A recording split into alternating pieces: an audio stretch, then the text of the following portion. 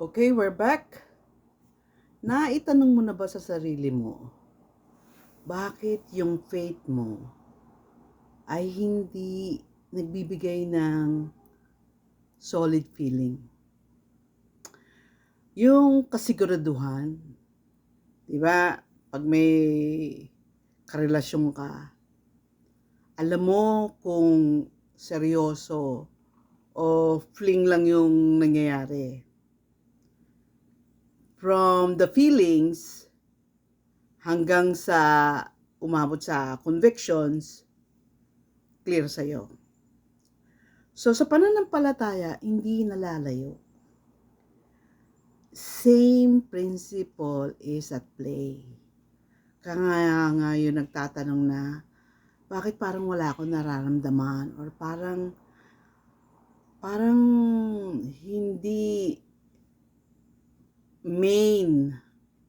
hindi main thing ang faith ko sa buhay ko. Ang sagot dyan ay napakasimple. Sa'yo din manggagaling ang sagot. Tinanong mo na ba yung sarili mo kung talagang seryoso mong gustong makuha ang relasyon sa Diyos? Hanggat hindi ka seryoso inside your heart, yung hindi siya ang priority mo, yung tingin mo meron pang mahalaga sa buhay besides God. Hanggat hindi nangyayari yun, matamlay, bland, hindi malasa ang pananampalataya mo. At isa sa evidence na yun ay totoo is walang worship sa buhay mo. Yung tipong pag mag-isa ka na lang, are you catching yourself singing to God? Pag mag-isa ka na lang, nararamdaman mo ba na hindi ka mag-isa, kundi nandun siya?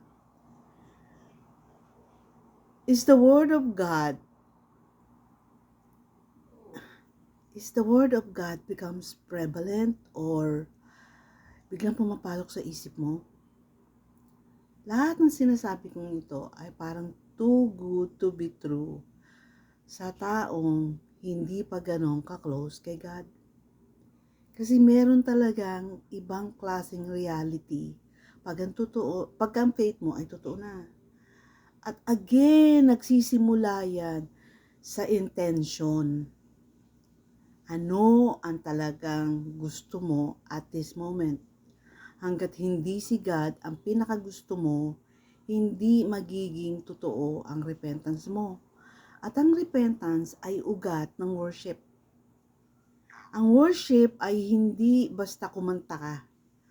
Ang worship ay dapat nanggagaling kay Holy Spirit. Papasok sa puso mo, in short, dapat in love ka kay God. At pag in love ka kay God, mapapakanta ka. Yun ang worship. Kaya meron kumakanta na walang spirit at meron namang akala mo kulang na lang makita mo si God doon sa harapan niya. Okay? We lose so much of our time kasi we only live once. Huwag mong sayangin yung panahon mo. Make it sure na lahat ng ginagawa mo ay intentional. Lagi mo maririnig yan ngayon sa mga vlogging. Intentional. Hindi dapat si God ay panglinggo lang or kasi kailangan or ayaw mapunta sa hell. Dapat tanungin mo yung sarili mo, ba't siya mahalaga sa'yo?